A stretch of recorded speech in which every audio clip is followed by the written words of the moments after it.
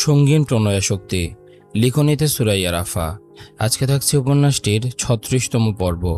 উপন্যাস পাঠে আছি আমি তারিফ।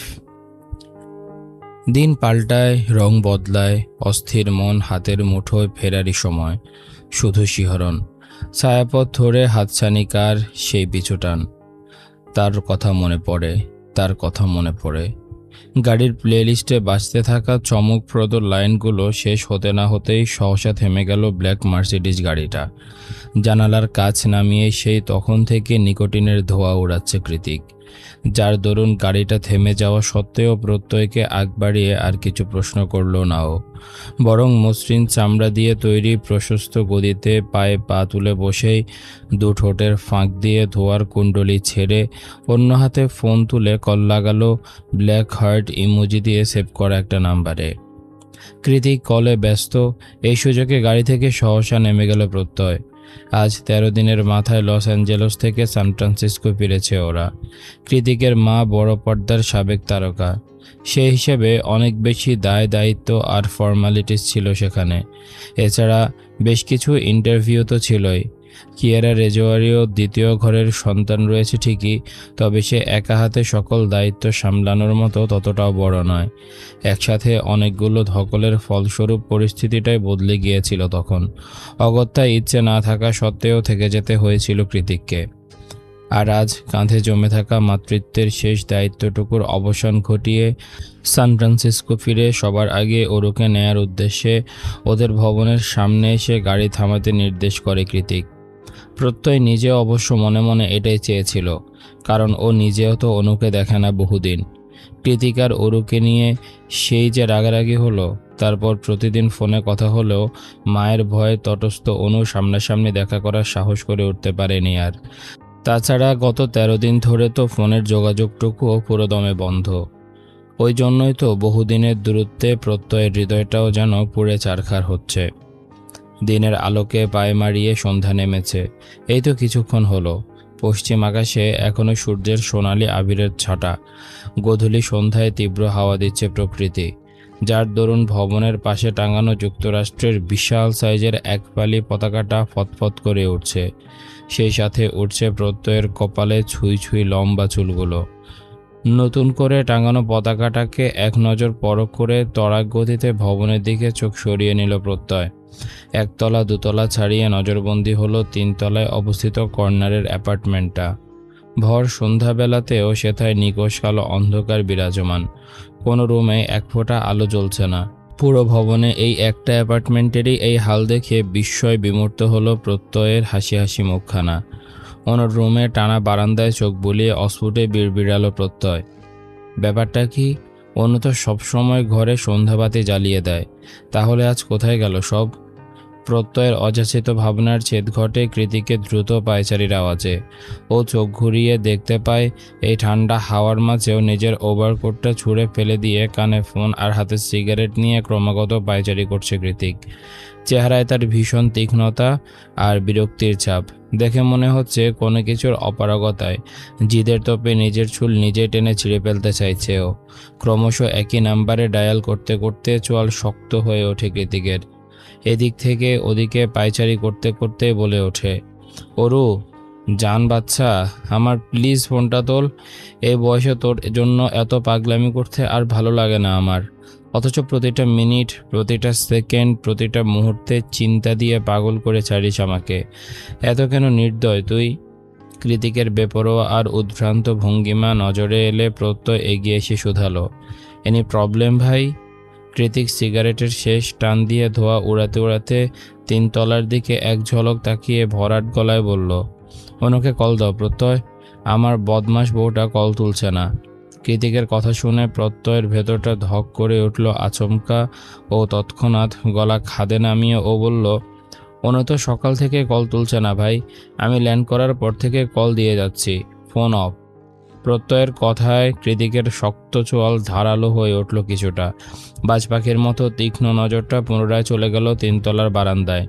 তিমিরে ঢাকা বারান্দার দিকে কয়েক সেকেন্ড তাকাতে চট করে কৃতিকের সুকৌশলী মস্তিষ্কটা খারাপ কোনো কিছুর পূর্বাভাস অনুভব করল। তৎক্ষণাৎ পেশিবহুল হাত দুটো মুঠি বন্ধ হয়ে উঠল ওর। ছুরির ফলার মতো ধারালো নজরটা প্রত্যয়ের দিকে ঘুরিয়ে দাঁতে দাঁত পিষে কৃতিক হুকুমের স্বরে বলল, প্রত্যয়, উপরে যাও। ভেতরে কে আছে না আছে, কে কি করছে, কে কি বলছে, কিচ্ছু দেখার দরকার নেই। সোজা গিয়ে অরুকে টানতে টানতে নিচে নিয়ে এসো। কৃতিকের কথায় হাসূচক মাথা নাড়িয়ে প্রত্যয় ভবনের দিকে চলে গেলেও কৃতিকের মন বলছে ওরু উপরে নেই। ওরু যদি উপরে থাকতো তবে তা ঠিকই টের পেত কৃতিকের হৃদয়। আর ওই জন্যই শেষ সন্দেহটুকু হঠাতে প্রত্যয়কে পাঠানো। প্রত্যয় চলে গেলে কৃতিক গাড়ির ডিকিতে হেলান দিয়ে চোখ দুটো খিচে বন্ধ করে নিল। প্রচণ্ড যন্ত্রণায় মাথা পেটে যাচ্ছে ওর। তার সাথে যোগ হয়েছে হৃদয়ের লেলিহান। একটা মেয়ের জন্য আর কত! আগে তাও শারীরিক মানসিক দুটোরই দূরত্ব ছিল, ভালোবাসাটা একতরফা ছিল। কৃতিক নিজেকে ব্যাপকভাবে সামলে নিয়েছে বহু বছর, কিন্তু এখন সবটা পাওয়া হয়ে গিয়েছে। ওর শরীরের প্রতিটা খাঁজে খাঁজে কৃতিকের তীব্র ভালোবাসার স্পর্শ জড়ানো, সেই সাথে হৃদয় উপচানো মায়া তো আছেই। এখন কি করবে কৃতিক? পেয়ে হারানোর ব্যথাটা যে বড্ড যন্ত্রণাদায়ক। ওরু কি তা বোঝে না? খানিকক্ষণ চোখ দুটো বন্ধ রেখে অরুকে খুব কাছ থেকে অনুভব করতে করতেই অস্পষ্ট আওয়াজ ভেসে এলো কৃতিকের গলা থেকে, আই সয়ার অরু, তোকে খুঁজে পেলে আমি যে তোর কি হাল করব সেটা আমি নিজেও জানি না। Light, camera, action.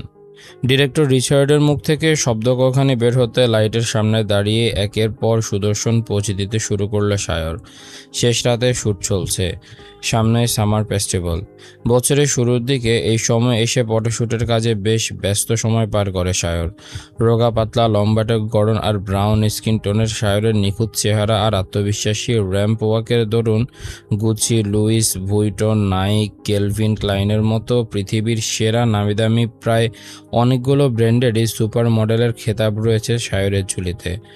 এত সাকসেস আর প্রতিপত্তির বাইরে গিয়ে না পাওয়ার তালিকাটাও বৃহত্তর। আর এখন এই সময় এসে সবচেয়ে যেটা বেশি প্রয়োজন ওর জীবনে, সেটা হলো জীবনসঙ্গী, যাকে এখনও খুঁজে পাওয়া হয়নি সায়রের। কি জানি কবে পাবে, কার নামই বা লেখা আছে ওর ভাগ্য জুড়ে। ডিরেক্টর সাহেব প্যাকআপ বলতে সায়র দ্রুত হেঁটে মেকআপ রুমে চলে গেল। ওর পেছন পেছন গেল আরও দুজন স্টাফ, যারা এই মুহূর্তে ওর মেকআপ ঠিকঠাক করবে। সায়র এগিয়ে গিয়ে চেয়ারের উপর গা ছেড়ে বসেছে কি বসেনি তার আগেই ঝিমঝিম আওয়াজে ভাইব্রেট হলো ওর মোবাইলটা। কে কল দিয়েছে দেখার জন্য ফোনটা চোখের সামনে ধরতে তড়াক করে লাফিয়ে উঠল সায়র। ফোনের স্ক্রিনে কৃতিকের রাগারাগি চেহারাটা ভাসছে, তার উপরে গুটি গুটি ইংরেজি অক্ষরে লেখা ব্রিটিশ হিটলার। কৃতিক কল দিয়েছে, তাও এই সময় ব্যাপারটা সন্দেহজনক। ফোনের দিকে তাকিয়ে মনে মনে সায়র বলে, এবার কি করব, কি উত্তর দেব? কলটা কি কেটে দেব? কিন্তু কল না ধরলে তো আরেক বিপদ। হিটলারের বাচ্চা সোজা শুটিং সেটে এসে কেলিয়ে যাবে, তখন আবার মানিজ্যতের ব্যাপার। কিছুক্ষণ একইভাবে ফোনের দিকে চেয়ে থেকে চোরের মতো এপাশ ওপাশ তাকিয়ে কয়েক দফা শুষ্ক ঢোক গিলে ফোন রিসিভ করে ভয়ে ভয়ে কানে ধরল সায়র। ফোন তোলার সঙ্গে সঙ্গে এপাশ থেকে হ্যালো ট্যালো বলার কোনরূপ ফুসরত না দিয়েই ওপাশ থেকে চেঁচিয়ে উঠল কৃতিক, সায়রের বাচ্চা, আমার অরু কই? কৃতিকের কথায় ছোট করে একটা দীর্ঘশ্বাস ছাড়ল সায়র। মনে মনে বলল, জানতাম, যত দোষ সায়র ঘোষ। সায়র, উত্তর দে। অর্ণবকে আমি বলে যাইনি অরুর দিকে খেয়াল রাখতে? কোথায় ওই হতচ্ছাড়া? অরুকে খুঁজে না পেলে কিন্তু এলিসাকে আমি নিজে দাঁড়িয়ে থেকে অনত্র বিয়ে দেব। কথাটা বলে দিস ওকে। কৃতিক রাগে কাঁপছে, কথার টোনে তা স্পষ্ট বোঝা যাচ্ছে। তাই সায়র আর কোনরূপ মশকরা কিংবা বনিতা না করেই বলল, অরু যে নেই সেটা আরও দুদিন আগে জেনেছি আমরা। তোর কথা মতো খোঁজ নিতে গিয়েই জেনেছি। পরে উপায়ন্তর না পেয়ে অর্ণব অরুর বোনের ফোন নাম্বার জোগাড় করে লোকেশন ট্র্যাক করার চেষ্টা করেছিল, কিন্তু কাজ হয়নি, ফোনটা বন্ধ। লাস্ট লোকেশন ওদের অ্যাপার্টমেন্টেই। কৃতিক রোদে ফেটে পড়ে বলল, হাদারাম, তাহলে আগে কেন জানাসনি আমাকে? এতদিন পরে এখন আমি কোথায় খুঁজব ওকে? সায়র ভয়ার্ত কণ্ঠে বলল, তুই রেগে যাবি, দুশ্চিন্তা করবি, তাই সাহসে গোলায়নি। ওর কথায় কৃতিক দাঁতে দাঁত খিঁচে বলে ওঠে, তো এখন কি আমি ঠিক আছি? তোর কি মনে হয়? সায়র জবাব দিল না।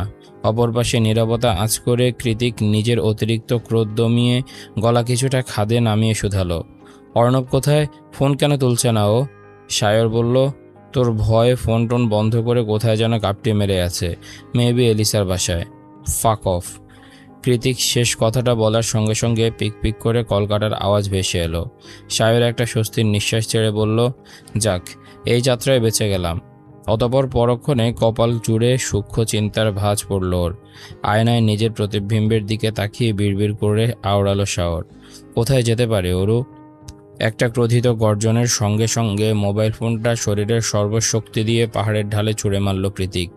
সন্ধ্যা রাতে যা ভেবেছিল তাই হয়েছে। শুধু ওরও কেন, ওর একটা চিহ্ন পর্যন্ত পড়ে নেই কৃতিকের জন্য। আর এই ব্যাপারটায় জ্বালিয়ে পুড়িয়ে শেষ করে দিচ্ছে কৃতিককে। হৃদয়ের অসহ্য যন্ত্রণা আর মস্তিষ্কে জ্বলতে থাকা আগ্নেয়গিরির দাবানল যেন একসাথে গ্রাস করে নিচ্ছে ওকে। প্রচুর মানসিক চাপের নিজের অজান্তে বারবার হাতের পিঠ দিয়ে নাক ঘষে যাচ্ছে সেই সন্ধ্যা থেকে। মাথাটাকে সামান্য একটু ক্ষণিকের নিস্তার দিতে দিয়া সলাই দিয়ে আবারও সিগারেট ধরিয়ে নতুন উদ্যমে নিকোটিনের ধোঁয়া বাষ্পিত করতে ব্যতিগ্রস্ত হলো কৃতিক। সন্ধ্যা থেকে কতবার যে স্মোক করেছে সে খেয়াল নেই ওর। সিগারেটে পুড়ে সুন্দর ডার্ক ব্রাউন পুরুষালী ঠোঁটজোড়া এক রাতে কেমন তামাটে রং ধারণ করেছে। শেষ রাতের আকাশে মিটিমিটি করে জ্বলছে শুকতারা। তমসাচ্ছন্ন রাতে পুরো শহর ঘুমিয়ে আছে। ঘুম নেই শুধু কৃতিকের দু চোখে। ওর ঘোর লাগা নিদ্রাহীন চোখ দুটো জুড়ে তো শুধু অরুর বসবাস। মেয়েটা হারিয়ে গিয়েও ঘুমোতে দিচ্ছে না। কি আশ্চর্য! কৃতিক যখন বাইকে হেলান দিয়ে স্মোক করতে করতে হিজিবিজি ভাবছিল, তখনই হুড়মুড়িয়ে ছুটে আসে প্রত্যয়। পাহাড়ের চূড়ায় পৌঁছে কৃতিকের দেখা পাওয়ার সঙ্গে সঙ্গে বড় করে দম নিল। সেই সাথে হাত দুটো দিয়ে হাঁটুতে ভর করে হাঁপাতে লাগলো কিছুক্ষণ। নিস্তব্ধ রাতে শুনশান পরিবেশে হাঁপড়ের মতো ওঠানামা করছে প্রত্যয়ের বক্ষদেশ। কোনো মতে নিজের ব্রেথ ক্যাচ করে অস্পষ্ট আওয়াজে প্রত্যয় শুধালো, আপনার ফোন কোথায় ভাই? কৃতিক নির্লিপ্ত কণ্ঠে জবাব দিল, ফেলে দিয়েছি। কোথায় ফেলেছেন? কৃতিক চোখ দিয়ে ইশারা করলো পাহাড়ের ঢালে। প্রত্যয় সেদিকে তাকিয়ে একটা দীর্ঘশ্বাস ছেড়ে বলল, খোঁজ নিয়েছি ভাই, অরোরা সান ফ্রান্সিসকোর কোথাও নেই। কৃতিক বলল, শুধু সান ফ্রান্সিসকো না, পুরা ইউএসএতে যে নেই সেটা আমিও জানি। থাকলে লোকেশন ট্র্যাক করা যেত। অন্য কোনো ইনফরমেশন থাকলে বলো। প্রত্যয় ঠোঁট কামড়ে বলল, ডক্টর এডওয়ার্ডের চেম্বারে গিয়েছিলাম। কৃতিক এবার সচকিত হয়ে শুধালো, কি বলেছেন উনি? উনি বলেছেন বেশ কিছুদিন ধরে নাকি আজমেরি ম্যাম নিজের চিকিৎসাপত্রে সব কিছু গোছাচ্ছিলেন। এমনকি ওনার কাছ থেকে অনুমতি চেয়ে জানিয়েছিলেন কোনোভাবে এখন দেশে ফিরতে পারবেন কিনা। প্রত্যয় বাকি কথা শেষ করার আগেই কৃতিক বলল, এবার সব কিছু ক্লিয়ার প্রত্যয়। আজমেরি শেখ তার মেয়েদেরকে নিয়ে বাংলাদেশে চলে গিয়েছে। কিন্তু ওনাকে এত তাড়াতাড়ি এই কাজে হেল্প করলো কে? কোম্পানির হেল্প নিলে তো আমার কানে ঠিকই পৌঁছাতো। তাহলে কার এত সাহস? প্রত্যয় এত বেশি ঘাটালো না, বরং উল্টো প্রশ্ন ছুড়ে বলল, কিন্তু ভাই, বিড়িতে ফিরে কোথায় যেতে পারে? প্রত্যয়ের কথায় কৃতিক একটা তাচ্ছিল্যের হাসি দিয়ে বলল, আজমেরি শেখের দৌড় জেকে গ্রুপ, আর কৃতিক কুঞ্জ পর্যন্তই সীমাবদ্ধ। পরক্ষণে ভ্রু কুঞ্চিত করে কিছু একটা ভেবে কৃতিক বলল, আচ্ছা, আজমেরি শেখের অ্যাসিস্ট্যান্ট কি কোনোভাবে এতে ইনভলভড? প্রত্যয় না সূচক মাথা নাড়িয়ে বলল, না ভাই, রাজ বাবা মায়ের একমাত্র ছেলে। তাছাড়া ওর পরিবার শান্তিপ্রিয়। সেদিন আপনার সাথে ঝামেলা হবার পর রাজ ওর বাবা মায়ের নির্দেশে চাকরিটা পর্যন্ত ছেড়ে দিয়েছে, কারণ ওর পরিবার চায়নি দ্বিতীয়বার তাদের ছেলে আপনার সামনে পড়ুক। ভেরি গুড, তুমি যাও, রাত শেষ হয়ে যাচ্ছে, গিয়ে রেস্ট করো। প্রত্যয় হাসূচক মাথা নাড়িয়ে চলে যাওয়ার আগে আরেকবার ঘাড় ঘুরিয়ে শুধালো, ভাই আপনি? কৃতিক আরও একটা সিগারেট ধরাতে ধরাতে বলল, সময় হলে চলে যাব, ইউ শুড গো। প্রত্যয় আর কথা বাড়ায় না, চুপচাপ বড় বড় পা ফেলে জায়গা ত্যাগ করে। আহ, দিস ফাকিং অবসেশন।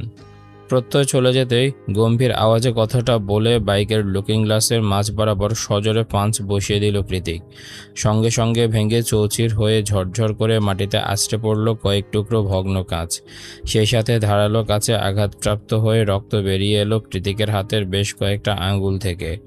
নিজের রক্তাক্ত হাতের দিকে এক পলকও না তাকিয়ে উল্টে একের পর এক ধোয়ার কুণ্ডুলি ছাড়তে ছাড়তে পুনরায় গর্জে ওঠে হিংস্র গলায় কৃতিক বলল, প্রতারক, মিথ্যাবাদী, ছলনাময়ী, নিজের সব কিছু আমার মাঝে বিলিয়ে দিয়ে হাজারটা মিথ্যা প্রতিশ্রুতি শুনিয়ে আমাকে নিজের জন্য উন্মাদ বানিয়ে ছেড়ে এভাবে মায়ের হাত ধরে পালিয়ে যেতে একবারও কলিজা কাঁপল না তোর?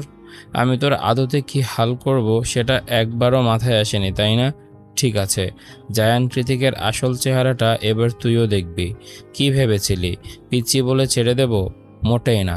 জায়ান কৃতিক এতটাও সাধু পুরুষ নয়। ভালোবাসার দহনে একটু একটু করে পুড়িয়ে মারবো তোকে আমি, ঠিক যেভাবে তুই আমাকে মেরেছিস। তোকে যেদিন পুরোপুরি ভাঙতে পারবো সেদিন আবারও এই বুকে ঠাঁই পাবি তুই, তার আগে আর নয়। পাহাড়ের ঢাল বেয়ে কিছুটা নিচে গিয়ে কৃতিকের থেকে দূরত্ব বাড়িয়ে সেখানে ধপ করে বসে পড়ল প্রত্যয়। দুর্বল হাতে চিকন ফ্রেমের চশমাটা খুলে অদূরে সান ফ্রান্সিসকো মূল শহরের দিকে নিষ্প্রভ চোখে তাকিয়ে মনে মনে প্রত্যয় বলে, বাইকে কি করে বোঝাই, আমার চোখেও যে আজ আর ঘুম নামবে না। এভাবে সারা জীবন পাশে থাকার প্রতিশ্রুতি দিয়ে কোথায় হারিয়ে গেলে তুমি অনু? এই 1000 কিলোমিটারের দূরত্ব ছাপিয়ে আমি কি আদৌ তোমাকে খুঁজে পাবো? আর কি দেখা হবে আমাদের? অযাচিত প্রশ্নের উত্তর মেলে না আর। উল্টে প্রেয়সীকে হারানোর নিদারুণ বিজ্ঞপ্তিতে ছেয়ে যায় হৃদয়ের শহর। সহসায় হাত দিয়ে নিজের বুকের বাম পাশটা চেপে ধরে প্রত্যয়। চোখের কার্নিশ পেয়ে গড়িয়ে পড়ে অশ্রুসিক্ত দুপোটা নোনা জল। তৎক্ষণাৎ শার্টের হাতার উল্টো পিঠ দিয়ে সেই জলটুকু আড়াল করে পকেট থেকে ফোন হাতড়ে কাউকে কল লাগালো। ওপাশ থেকে কে কি বলল সেটা না বোঝা গেলেও এপাশ থেকে প্রত্যয় বলল, অনন্যা শেখের ভিডি নাম্বার চাই আমার, অ্যাজ সুন অ্যাজ পসিবল। অবশেষে কৃতিক যখন বাড়িতে ফিরল তখন সবে সবে ভোর হয়েছে মাত্র। চারিদিকে সূর্যের সোনালি ছটা নিদারুণ আলো ছড়াচ্ছে। ডুপ্লেক্স বাড়িটা কাঠের শোপিসের মতন মাথা উঁচু করে স্বস্থানে দাঁড়িয়ে আছে। এই একটা মায়া যা কৃতিককে আজ অবধি ছেড়ে যায়নি। প্রিন্স গেট ছাড়িয়ে টলতে টলতে ভারী পদযুগল বাড়ির দিকে এগিয়ে যাচ্ছে কৃতিক। ওর চোখ দুটো আগের চেয়েও অনুভূতি শূন্য। প্রতিটি কদমে অজানা আক্রমণ হানা দিচ্ছে হৃদয়ে। সেখান থেকে কেউ একজন অসহায় গলায় চিৎকার করে বলছে, ভেতরে যাস না, কষ্ট হবে, ওখানে ওরও নেই, সব ফাঁকা। তৎক্ষণাৎ যেদি উগ্র মনটা গম্ভীর ধারালো গলায় বলে ওঠে, না থাকলে নেই। ও মিথ্যাবাদীটা কবেই বা ছিল আমার। কয়েকদিনের জন্য ফিরে এসে কেবল হৃদয়টাকে এক সমুদ্র জলোচ্ছ্বাস তুলে দিয়ে আবার জায়গা মতো ফিরে গিয়েছে। ছলনাময়ী একটা। নিজের সব কিছু দিয়ে আমাকে পাগল বানাতে চেয়েছিল, কিন্তু পারেনি। শেষ কথাতে দম আটকে এলো কৃতিকের। চোখ দুটো বন্ধ হয়ে এলো তৎক্ষণাৎ। আবারও সেই এলোমেলো অনুভূতি। অরুর গায়ের মিষ্টি গন্ধ, অরুর নরম তুলতুলে ঠোঁট, ওর স্পর্শ, সব কিছু এখনও জীবন্ত দু চোখের পাতায়। সেসব কথা মাথায় এলে উন্মাদ হয়ে যায় কৃতিক। তবে জিদি মস্তিষ্কটা খুব বেশিক্ষণ ভাবতে দিল না ওরুকে। সব কিছু মাথা থেকে ঠেলে সরিয়ে অকস্মাৎ চোখ দুটো খুলে ফেলল। পরবর্তীতে আবারও ভারী পা ফেলে এগিয়ে গেল মেইন ডোরের কাছে। দরজা খুলতে খুলতে হাতের ফিট দিয়ে সেই কখন থেকে এক নাগাড়ে নাকের ডগা ঘষছে কৃতিক। ব্যাপারটা বিরক্তিকর আর আশঙ্কাজনক, কিন্তু কৃতিকের কাছে প্যানিক অ্যাটাক নতুন কিছু নয়। তাই ও এসবে কোনোরূপ পাত্তা না দিয়ে চুপচাপ ভেতরে ঢুকে গেল। ভেতরে প্রবেশ করে হলরুমে পা রাখার সঙ্গে সঙ্গে চোখের দৃশ্যগত হলো বিড়ালছানা ডোরা। আবারও সেই অরু স্মৃতি। বিরক্তিতে এবার চিড়বিড়িয়ে উঠল কৃতিক। গর্জে ওঠে তেতো গলায় ডোরাকে ধমকের সুরে বলল, তুই এখন এখানে কি করছিস? যা ভাগ। অবুঝ প্রাণী ডোরা কি বুঝলো কে জানে। হুট করেই মিয়াও মিয়াও আওয়াজ করা থামিয়ে দিয়ে চুপচাপ লেজ গুটিয়ে অন্যদিকে হাঁটা দিল সে। ডোরাও চলে যাচ্ছে। ব্যাপারটা বোধগম্য হতে হাঁটু ভেঙে ধপ করে মেঝেতে বসে পড়ল কৃতিক। অতপর কাতর কণ্ঠে বলে উঠল, যাস না ডোরা। ডোরা গেল না, সেখানেই লেজ গুটিয়ে বসে পড়ল তখনই। কৃতিক সেদিকে এক নজর পরখ করে মৃদু হেসে আবারও নাকের ডগায় আঙ্গুল ছোঁয়াতে বুঝতে পারল ওর নোজ ব্লিডিং হচ্ছে। কৃতিক ঝাপসা চোখে আঙ্গুলের দিকে তাকিয়ে বিড়বিড়িয়ে বলল, হ্যাগিন, দিস ফাকিং প্যানিক অ্যাটাক। বিরক্তিকর। কোনো মতে হাতার উল্টো পিঠ দিয়ে ভালো মতো রক্তটুকু মুছে কৃতিক কাপা হাতে পাহাড়ের ঢাল থেকে কুড়িয়ে আনা আধভাঙ্গা ফোনটা দিয়ে আর্জেন্ট লিখে মেসেজ করলো ফ্রেন্ডস গ্রুপে। তারপর একটু নিচের দিকে স্ক্রল করে আবারও সেই ব্ল্যাক হার্ট ইমোজি দিয়ে সেভ করা নাম্বারের মেসেজ অপশনে গিয়ে কাপা হাতে টাইপ করলো কৃতিক, আবারও আমাকে একা করে দিয়ে কোথায় চলে গেলি হার্টবিট? তোকে ছাড়া আমি ঠিক নেই, মোটেই ঠিক নেই। তুই ঠিক আছিস তো জান? পুরোপুরি চোখ বুজে যাওয়ার আগে এতটুকুই টাইপ করেছিল কৃতিক। ও জানতো এই মেসেজ কিংবা এই নাম্বার কোনোটাই ওর কাছে পৌঁছাবে না আর। তবুও ছন্ন ছাড়া বেপরোয়া মনটাকে কে বোঝাবে এই কথা? কেই বা দেবে ওর খবর? আচ্ছা, ওরও আদৌ ঠিক আছে তো? মাঝরাতে বিশাল কক্ষের লাগোয়া কাঠের দরজার তীব্র করাঘাতের ঝনাত ঝনাত শব্দে যেন পুরো অন্দরমহল কেঁপে উঠছে কৃতিককুঞ্জের। সেই সাথে কাচের চুড়ি ভাঙার টুংটাং আওয়াজ। অমন শক্তপোক্ত দরজা ভেদ করে ভেতরের আওয়াজ তো বাইরে আসার কথা নয়, তবুও ভেতর থেকে অরুর গগন কাঁপানোর হৃদয় বিদারক এক একটা চিৎকারে কম্পিত হয়ে উঠছে অনুর শরীর। ওড়না দিয়ে দু হাতে মুখ চেপে ধরে অরুর কক্ষের বাইরে দাঁড়িয়ে আছে অনু। ওদিকে দরজার বাইরে কারো উপস্থিতি টের পেতেই বাড়াবাড়ি রকমের উত্তেজিত হয়ে উঠেছে ওরও। নিজের সর্বশক্তি দিয়ে দরজা ধাক্কাতে ধাক্কাতে ভেঙে ফেলছে হাতের সবগুলো ছুরি। অরুকে এভাবে বুক ফাটিয়ে কাঁদতে দেখে অনু কাঁপা গলায় বলে ওঠে, অরু বোন আমার, একটু শান্ত হ। আমি মামির কাছ থেকে চাবি নিয়ে এনে তোর রুমের দরজা খুলে দিচ্ছি, তবু এভাবে কাঁদিস না দয়া করে। অনুর কথায় তীব্র কান্নায় ভেঙে পড়ে অরু বলল, জায়ান কৃতিককে ছাড়া আমি মরে যাব আপা, তুই দয়া করে আমাকে তার কাছে যেতে দে। আর কোনোদিন তোদের এই অপয়ামুখ দেখাবো না, তবুও তাকে ছাড়া বাঁচব না। অনু ভেবে পায় না, জায়ান কৃতিকের মতো একটা উগ্র মেজাজি দয়া মায়াহীন পাষণ্ড পুরুষের জন্য কিনা তার এইটুকু বোন এভাবে পাগল হয়ে গেল। কিন্তু কেন? কি এমন আছে জায়ান কৃতিকের মাঝে? কোন জাদু বলে বা বশ করেছে সে অরুকে? কই, অনুর চোখে তো কোনোদিন তেমন কিছু পড়েনি। কৃতিক অরুকে জোর করে বিয়ে করেছে ব্যাপারটা ভাবতে গেলেও মাঝে মাঝে সন্দেহ হয় অনুর। মনে মনে বলে, কি করে সম্ভব এটা? কৃতিক ভাইয়াকে তো কখনো অরুর দিকে ভালো করে তাকাতেও দেখলাম না, অথচ অরু কিনা তার জন্য এভাবে পাগলামি করছে। আচ্ছা, কৃতিক ভাইয়া কি আসলে এতটা ভালোবাসা ডিজার্ভ করে? উনি তো সুযোগ পেলে অরুকে মারধর করে, তাহলে অরু কেন এমন করছে? একটু আধটু ভালোবাসলে কি কোনোদিন এতটা পাগলামি করা যায়? মোটেই না। তার মানে কি কৃতিক ভাইয়ের ভালোবাসাটা ইন্ডিভিজুয়াল, আমরাই শুধু দেখতে পাই না? যার জন্য রয়েছে সে ঠিকই গভীরতা টের পেয়েছে এই ভালোবাসার। অনুর ভাবনার ছেদ ঘটে অরুর ফাঁপানোর আওয়াজে। ক্লান্ত পরিশ্রান্ত কণ্ঠে অরু পুনরায় বলে, আপা দে না যেতে, মরে যাব তো। তুইও তো ভালোবাসিস, তাহলে আমি কি দোষ করেছি? অরুর কাকুতি মিনতি শুনে কান্না দমিয়ে রাখতে পারল না অনু। অজান্তে চোখের পাতা ভারী হয়ে গড়িয়ে পড়ল অশ্রুজল। অতপর কোনো মতে নিজেকে সংবরণ করে অনু বলল, কি করে যাবি কৃতিক ভাইয়ের কাছে? ভুলে গিয়েছিস আমরা যে বাংলাদেশে চলে এসেছি, আর তোর জায়ান কৃতিক এখন এসে ক্যালিফোর্নিয়াতে? অনুর কথায় এক প্রকার ঝাঁঝিয়ে উঠল ওরও। অসম্ভব তেতো গলায় বলল, তাহলে কেন নিয়ে এলি আমাকে? তোদের কি মনে হয় ওনাকে ছাড়া আমি ভালো থাকবো? মোটেই না। জায়ান কৃতিককে ছাড়া পাগল হয়ে যাব আমি। শুনেছিস তুই? তোর মামি আর মাকেও কথাটা বলে দে। আমার স্বামী একবার ফিরে এলে প্রত্যেককে কৃতিককুঞ্জ থেকে হটিয়ে ছাড়বে, তবু আমাকে ছাড়বে না। অনুর কষ্ট হচ্ছে খুব। ছোট্ট বোনটার এমন দুরূহ অবস্থা আর সহ্য করা যাচ্ছে না। তাছাড়া মা তো এখন আগের চেয়ে ভালোই সুস্থ, দু একটা কথা বললে খুব বেশি বাড়াবাড়ি হবে না। সে ভেবে অনু চোখ মুছতে মুছতে পা বাড়ালো মায়ের কক্ষের দিকে। মনে মনে ঠিক করলো, আজ মায়ের পায়ে পড়ে অনুরোধ করে হলেও সব কিছু ঠিক করতে হবে। মামি আর রেজা ভাইয়ের বুদ্ধিতে মা এবার সত্যি সত্যি অতিরিক্ত করছে। ওরকে আটকে রাখার মতো তো এমন কিছু হয়নি। ও তো আর উড়ে উড়ে আমেরিকা চলে যেতে পারবে না, তাহলে কেন এই নির্দয় আচরণ? ভেবে পায় না অনু। তাছাড়া ওরু তো ঠিকই বলেছে, জায়ান কৃতিক অরুর খোঁজে বাংলাদেশে এলো বলে। তখন মামি আর মামির নেতা ছেলে রেজার যে তুলোধুনার মতোই নাজেহাল অবস্থা হবে, সেটা অনু ভালোই আঁচ করতে পারছে এখন থেকেই। এই ছিল আজকের পর্ব। কেমন লেগেছে তোমাদের কমেন্ট করে জানাও। দেখা হচ্ছে পরের পর্বে। ততক্ষণ পর্যন্ত সবাই ভালো থাকো, সুস্থ থাকো। আজকের মতো আমি তারিফ এখানে বিদায় নিচ্ছি। আল্লাহ হাফেজ।